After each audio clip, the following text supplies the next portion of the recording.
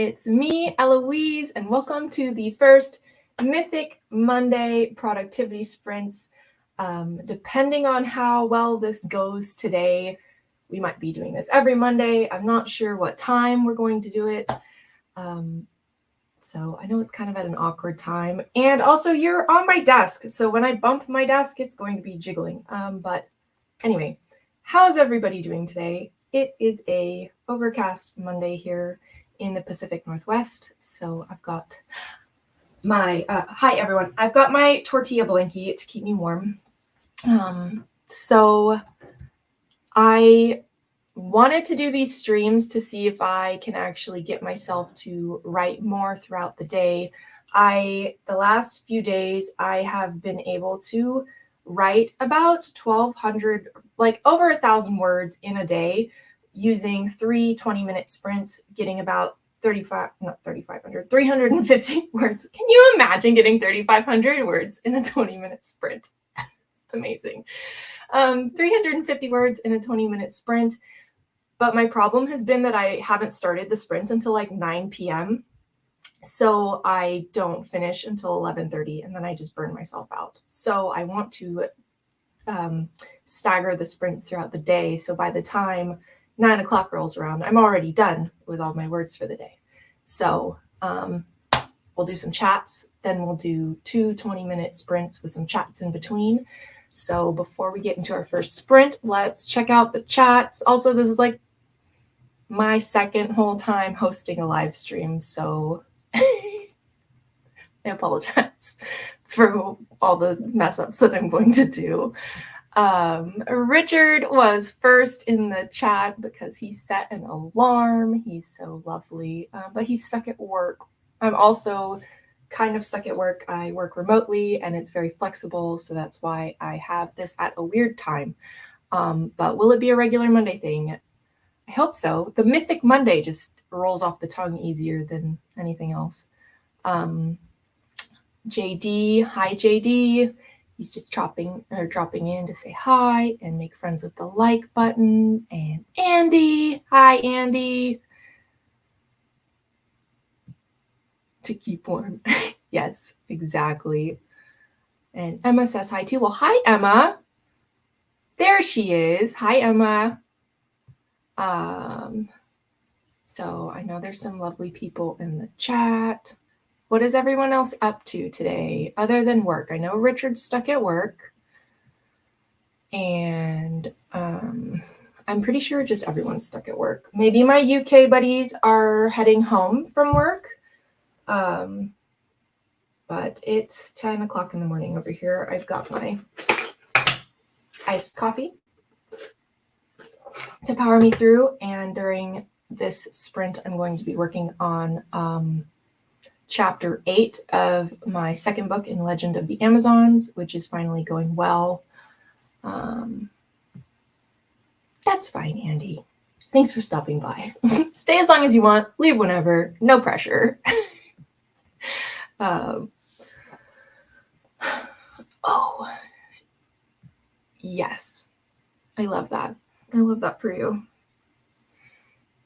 Yeah, I don't really have anything exciting to say, and I'm waiting for JD's quote for Rihanna.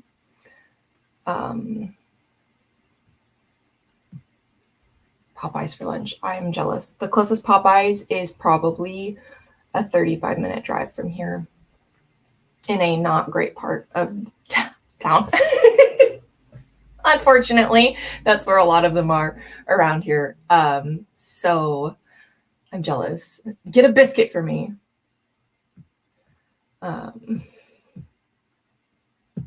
So, okay, we're having lunch. Oh, her song is called Work. And I quote, yeah. Oh, gosh, I like that song. I wasn't sure what song it was until you quoted it. And now I know what song you're talking about.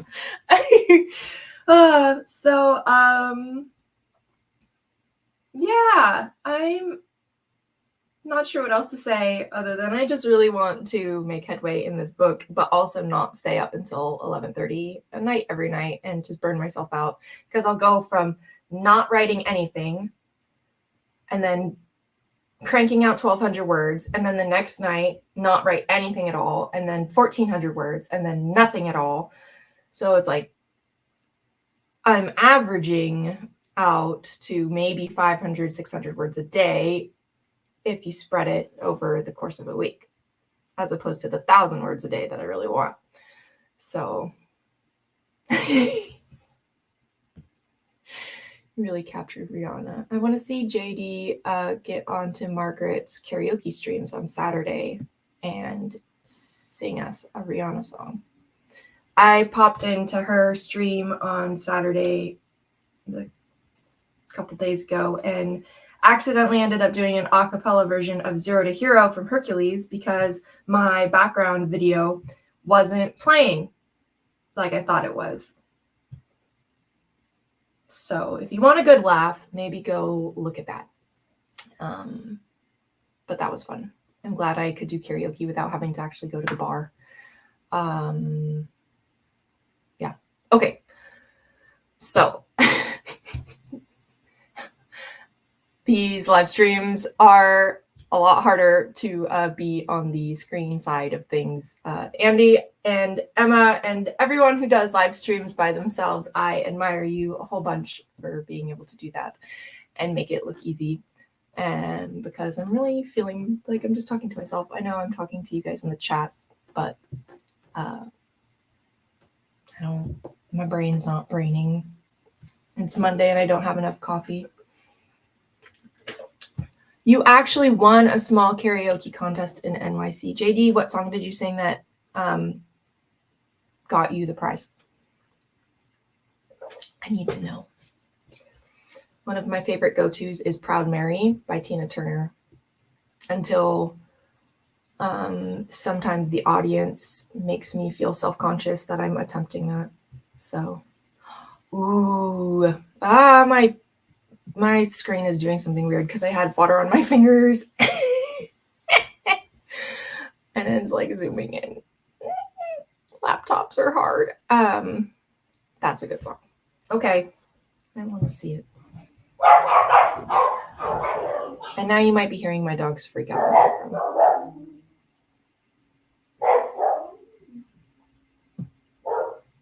I woke up and went downstairs. I think the sleeveless t-shirt and the not giving an F vibe helped. Yes, it did. $75 at a local restaurant. So you were just like in an apartment up above the restaurant. And yeah, they want to sing karaoke too. They can hear the mailman, the mailwoman, and they don't like the truck. So every day around this time. It was in a dorm. Okay. Nice. Very cool. They had a bar in the basement. That is very convenient. That's one of the perks of living in a city. You don't have to get in a car and drive places. The karaoke spot that I go to is only a 5-minute drive. It's a little dive bar near my neighborhood, but it's a drive. But I also don't drink enough to not be able to drive home. But all of my neighbor friends end up walking home a little drunk on Saturday nights. So I'm already in bed by the time they have to do all that. Anyway, okay, so I have been rambling for 9.5 minutes. Let me figure out how to, you just have to drag yourself to your room. That's sometimes a challenge.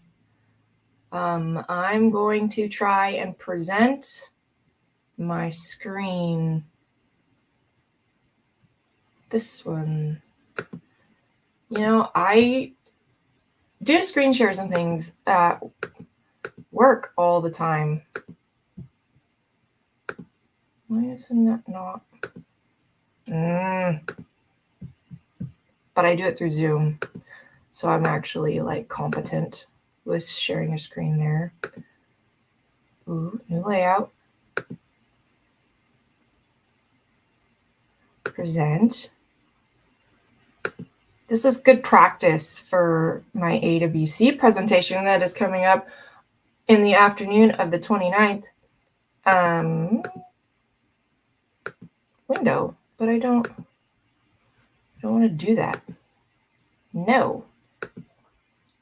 It's like video inception. Oh, Lord. Why do they have to make it weird? Okay, we're gonna stop that screen. Okay, you have to have it in like a completely different window. All right, JD, are you taking notes? Here we go. Is it on my screen now? Or is it mad because it's sharing a window? It is. Ah, haha. Okay, but it's mad if I don't actually have the window up.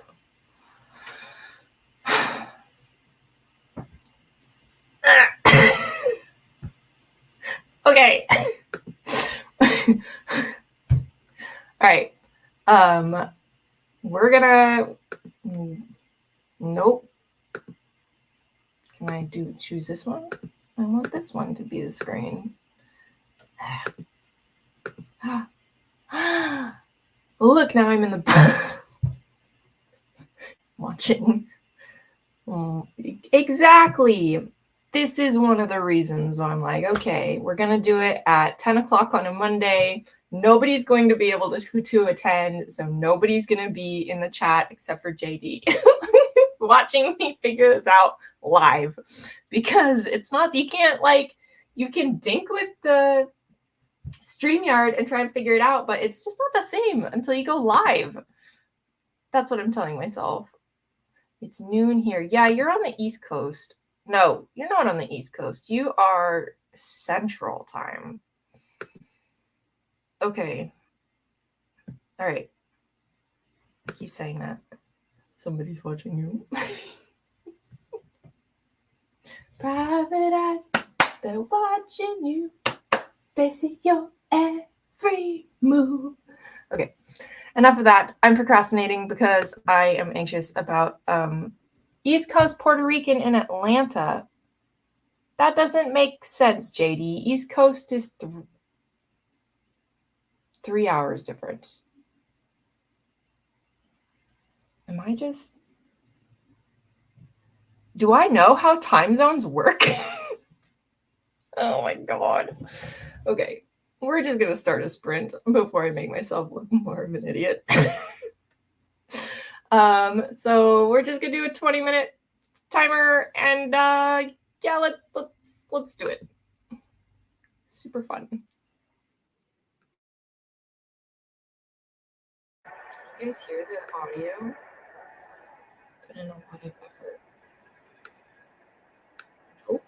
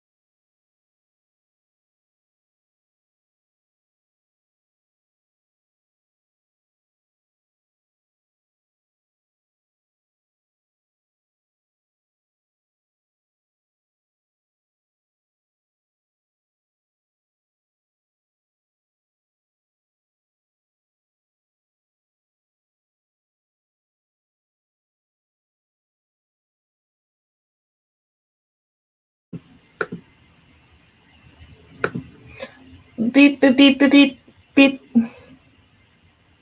I don't know how to make it work. So how was everyone's stream? Well, I was working on, I did write. So goal 1 of the stream, check. Actually write, as opposed to dink around on my phone or work on work stuff. And while I was writing, I think I got 219 words, which isn't great, but I'm also not sure where I want to go with this chapter. Well, I know where I want to go, but I'm not sure like how to do what I want to do. So I was having to stop and do some impromptu world building. But before I get into some of that, while we were productivitying, Stacy came by. Hi, Stacy. Thanks for coming. And the lovely Martin also came by. Hi, Martin. So the scene that I'm writing is kind of a flashback type scene, and so the story is taking place in Greece, but this flashback takes you to modern day Iran. And I was talking about cliffs, and I wanted to say sandstone, and as I was writing that, I said, wait, let's go look. So I ended up having to go confirm, and it's not sandstone cliffs, it's like limestone, because of course it is, because that whole region has limestone cliffs. I don't know why. I was just like, oh yeah, sandstone, it looks brown. But that's the kind of world building I do. I don't know if anyone else does that kind of world building, but with the historical fantasy, I just kind of pay attention for opportunities to check myself with things like describing clothing or the geography or the food. I don't spend a whole lot of time researching the entire civilization of whatever I'm writing. I used to, when I was first getting ready to write this, I was procrastinating a whole bunch by printing out all sorts of articles about this is what the Hittites wore and ate and all that other stuff, until I realized that it was really just a way of me coming up with excuses to not write. So instead, just like writing and stopping to research something as I get to it. There were some funny times where I think there was one scene in book 1 where I was basically like, and before them stretched fields of what is it? Barley, and it was golden. No, wait, what time of year? Green. So I kept like, I felt like that opening sequence of Lion King with the like, but then having to like keep interrupting and be like, excuse me, but what? So maybe that's just me. Stacy says, I was going over my outline for chapter 1 and then went over the previous lot of writing. I'm struggling with the scene. It's not an easy part of the chapter. Yes, I know. Well, chapter 1 for you, your prologue, I can't remember if it's chapter 1 or the prologue that has Amethyst or Mogart and Amethyst's mom doing the thing, but that's a rough one for sure. Especially if you're trying to rework it. I really enjoyed that chapter to begin with, if that's the chapter that I'm thinking of. Martin said, didn't Sting have a song about green barley? I don't know. I'm not familiar with Sting to the point that I maybe should be. I can think of like maybe 2 songs by Sting. Sorry. Hope that doesn't like make you feel old or anything. I'll have to look it up though. Green barley. So, okay, let me see if I can share something, because I've told talked to Martin a little bit about this. Let's see. Nope, I'm gonna have to share this other screen. Here we go. Okay. So this StreamYard screen sharing. I really wish I could just do it like with Zoom. Okay, so now that I have done, gasp, anyone who's part of this is going to know what my working title is. Must hide it. Well, I guess that's also whatever. So this is one of the things that I have started doing because I'm a giant Excel nerd and I like stats and all that. So I wrote 219 words in 20 minutes on chapter 8. So let's see if I can make this bigger and still show you my face. Not that you need to see my face. I have two different work in progresses. This one's book 2 of Legend of the Amazons, and then this one's a prequel that I am obviously not prioritizing. But I've got some super fun formulas that are automatically going to show me the stats of the words that I've written in a day and the total in case I work on a little bit of both, which so far I have not. That also feeds into my outline over here. Again, I guess working title, I don't care. But we've got all the things, and I can mark. I've marked chapter 8 as in progress, and it's showing the 219 words in that chapter so far, so I can get an average length of chapters. And of course, my average is all messed up because I'm including a bunch of zeros to actually see. And then my overview, we can see very up and down with my word count, which is very annoying to me personally. So that's so much fun. Okay, let me see. Okay, I get it. You're not old. I am just probably a lot younger than a lot of people think I am because I'm secretly like 60 on the inside, which is more of a me problem. It's not even a problem. I don't care. Chapter 1 is Amethyst and Margaret sneaking into the city to... yes, I remember. That is a hard one. I feel like all of your chapters are difficult to write. Just from like, you have so many moving parts and your world is so big and so much lore, and incorporating all of that without like info dumping and then keeping the tension right. It's very actiony, and I admire you for taking all of that on. You're doing awesome. Martin says, I need to sort out a spreadsheet for editing, tracking, or should it be part of my writing tracker? I don't know. I'm trying to keep all of my tracking stuff in one location because I can't trust myself to actually go update things on a regular basis.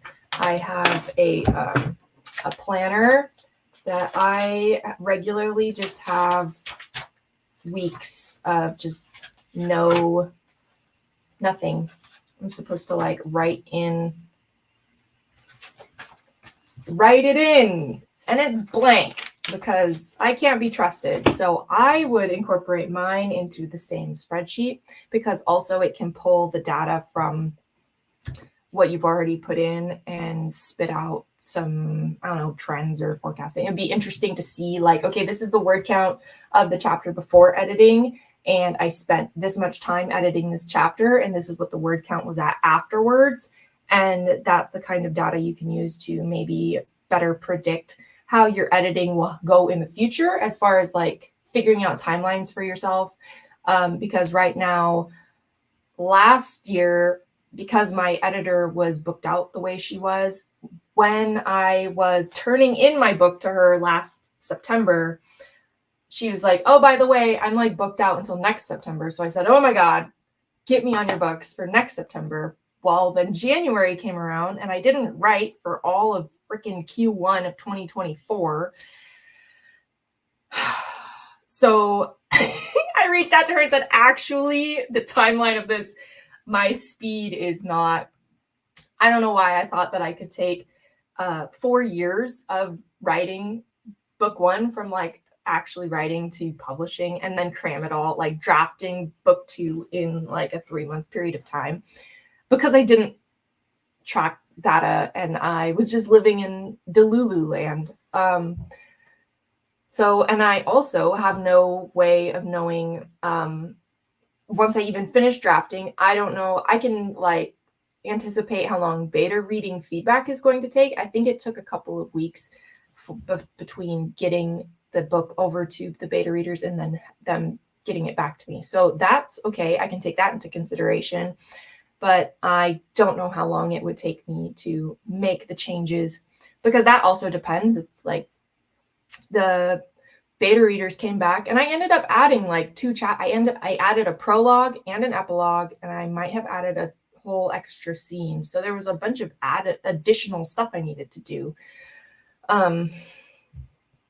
So that being said, I bumped my editor due date to February of 2025, but I don't know how long editing will take to like work backwards from that, which is what I need to do, because, you know, okay, it's going to take me a month to do post beta edits, probably 2 months to do post beta edits, basically however much time I think it's going to take. I'm going to double it because I don't trust myself. So, you know, I need the post beta edits to happen by like November, which means I need to get it to the beta readers in October, which means I have a couple of months between.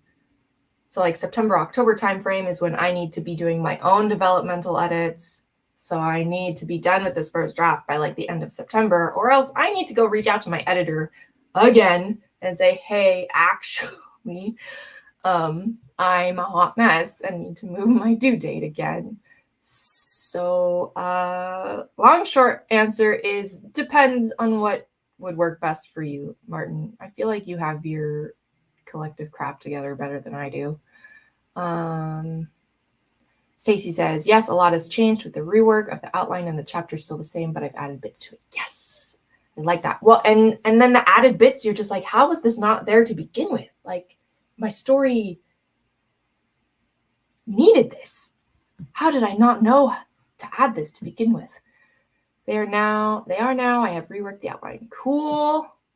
You've been working very hard on that outline. I have a very basic spreadsheet, Stacy says, nothing fancy, just enough to keep track of how many words I get down in a writing session. Great. Well, if you want to zhuzh up your spreadsheet at all, you just let me know.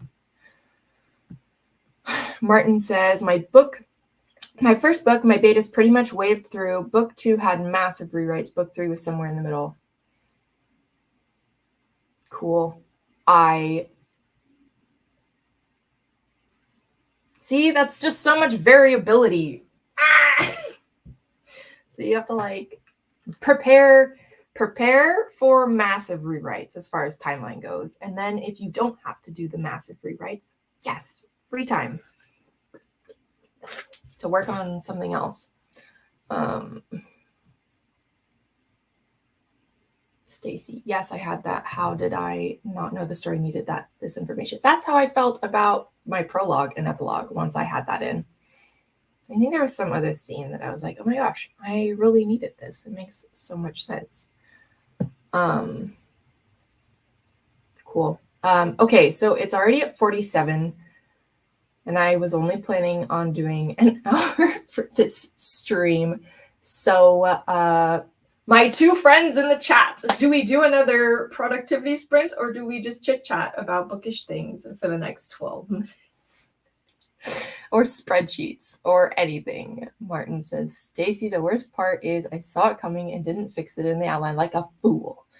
You fool. Fool. Yes, that's always frustrating, is the procrastinating and not wanting bookish things. Okay, Martin, Hit me with a bookish thing. I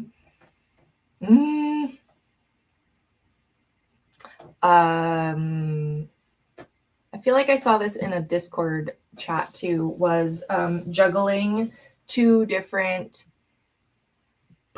projects, and I'm tempted to attempt the prequel type book that I outlined. I got a couple of weekends ago, I got Romancing the Beat, and I actually like fully outlined the whole freaking book to an extent that I am satisfied with in a weekend. So that's amazing. And I don't know why I decided to have a series as my first set of books that is so much more complicated to outline. And the beat sheets don't make sense to me with books in a series, because it's like, yes, you have the Dark Night of the Soul, but you're also like leaving it on a cliffhanger. So the end of the books, to me, I had some people who left like reviewers for my first book that were like mad that it didn't end, that it ended on a cliffhanger. And like, clearly you didn't see this part of the book. Stacy says, I didn't even see it in the original outline, finished the first draft, and then saw all the structural flaws. Yep. Sometimes you just gotta, I feel like your drafting is the perfect example of what everyone talks about, of like the first draft is getting all the sand in the sandbox, and then the second draft is you being able to actually like create the sandbox. I overthink too much and take way too long to write the first draft. So then the first draft ends up being relatively clean because I've just had it be like percolating in the back of my mind for way too long. And I really do need to just get it out. I'm getting better at that. There's a chapter, I don't know what happens in it, but it's a chapter that I know probably needs to exist that I've just like skipped at the beginning part. And I've done that a couple of times with this book, is like, I like writing chronologically because I feel like the stuff that the characters say to each other and what happens earlier in the book impacts later in the book. But I didn't know how to start this second book. So I just kind of skipped to a third chapter, and one of the characters had said something like, we've talked about this. It's like, oh, okay. So you talked about that in chapter 1. So I know kind of what needs to happen in this chapter I've skipped, but at the same time, I'm like, well, it does more character development than driving the plot forward. So I'm hesitant to I'm worried it's like going to slow down the book and just be kind of seen as fluff. But at the same time, this series has a found family trope, and I want all the characters to get to know each other better, and you guys to be like the readers to be invested in these characters, and not just cut to all of the really exciting fun parts. Like most of the exciting fun parts, yeah, but you know, sometimes you need a conversation around a campfire. So more chit chats. Stacy says, working on 2 projects at once is something I'd love to do, but I really can't. Yeah, that's understandable given your challenges that you have to deal with. But I feel like your series alone is such a big project. It's not like 2 little projects. You just have the massive project. Martin says, I've spent a few years trying to write as fast as I can, and that's pretty fast, which was fun. Now I'm trying to write quick. I wish I could write a bit faster, and I know that you use dictation, Martin. My issue with that is I feel like my little brain, I'm doing it now, my little brain loady wheel with the computer, it takes too long in between like sections of words. So I'll start the sentence and then I'll pause, and the dictation thinks that I'm done talking, which is really annoying. So it's like, well, there goes. I feel like whatever time I save by dictating, I'm losing having to go and edit the dictation.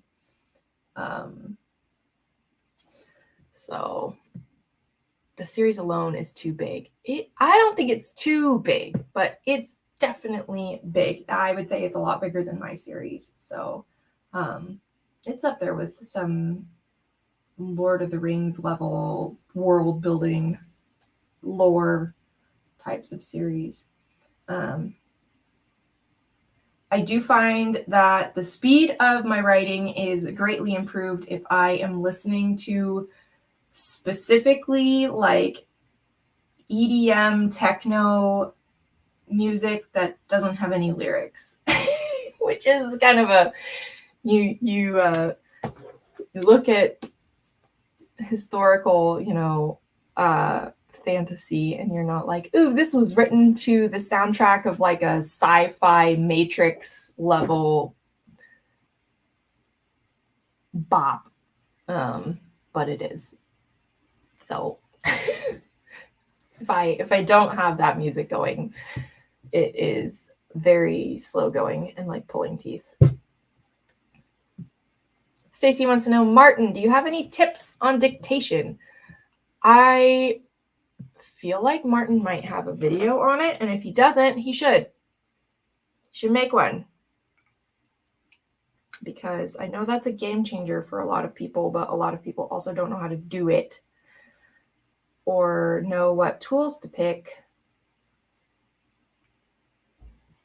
Ooh, I'm writing that down right now.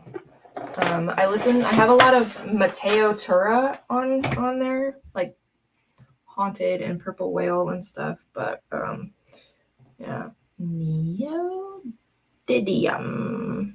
Sweet. Gonna add that to my playlist. Stacy says music without lyrics is fun to write to. Yeah, if I have the lyrics, I get distracted by the lyrics sometimes. So I'll listen to the inspiration songs with the lyrics in the car as I'm like driving home from getting my kid or something like that. But when it's actually time to write, it's just the background music. Martin says it's from the Matrix soundtrack. Yes, I like it. Haven't seen that movie in forever and am indifferent about the movie itself, but I'll take it. Yeah, the computer-y kind of. I won't make a video on dictation. Hang on. I won't make a video on dictation because when I mention it, people feel obliged to tell me how they tried it once and it didn't work for them. That's annoying. Like, okay. But that's nice. I don't know. I have thoughts, but I won't say them because they're not nice. Not thoughts about you, about the people who just like go to a how-to video and instead of like wanting to learn how to, it's like if I go watch a how to play the piano video and then I'm going to comment like, I tried to learn how to play the piano once when I was in first grade and I didn't like it and it didn't work for me. It's like, how is that relevant at all or helpful? Not enough people have watched Bambi and learned that whole, like, if you don't have anything nice to say, don't say anything at all. Fair enough, but I'd love some tips. Martin's tips: don't get caught up in the software. Just try just recording and using a human voice to see if it works for you. That makes sense. I also would just be, Stacy, I feel like if you're going to try it, just be okay with the fact that the dictation software is not necessarily going to get your names correct. When I've tried just taking notes or like outlining it, or even like doing talk to text to a friend about my book, and I say Otrera, it turns it into Oreo. And if I don't pay attention and fix it, then it just sends it to Oreo. and it's annoying, but maybe you like pick substitute names that you can use or something, and then just Control F. Yeah, exactly. Martin says, I have placeholder names for my sci-fi names, and then just Control F for later. Yeah, that's exactly what I was talking about. Is I know Stacy's names are very unique, the fantasy kind of names, and it's just gonna be a mess. Martin says, also don't try dictating your next chapter. Start with some emails, blog posts, or what have you, and build from there. That makes sense. Do stuff that doesn't matter as much to you to get practice, so you don't get frustrated and discouraged and then want to throw your stuff at the wall.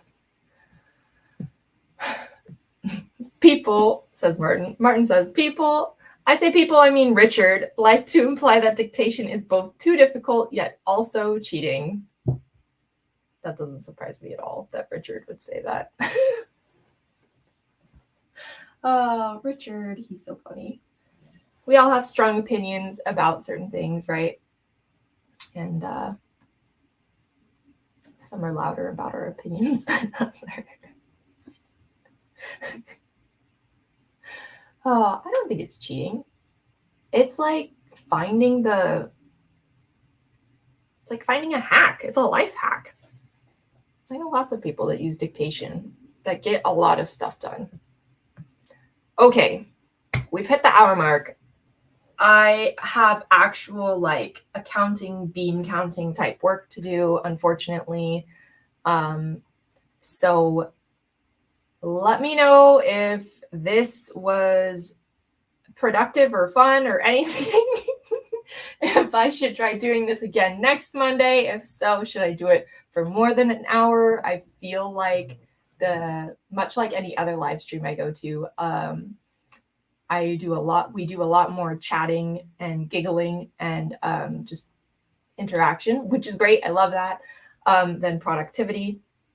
So I suppose an hour with one good 20-minute sprint would be sufficient for me.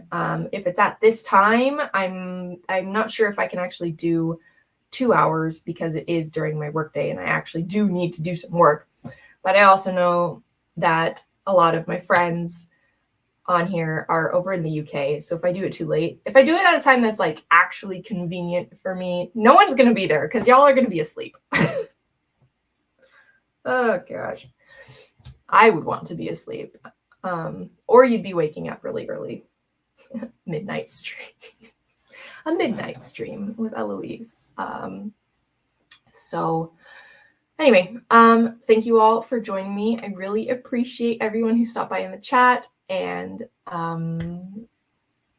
yay, hopefully this wasn't too much of a hot mess. I'm not going to watch the playback at all. But before you go, if you haven't already, hit that like button and maybe subscribe to the channel if you enjoy watching me be very awkward live. Yay. All right. You guys have a good rest of your Monday, and I'll talk to you in Discord or wherever, Instagram, whatever. Anyway, I don't know how to sign off on these things, so bye.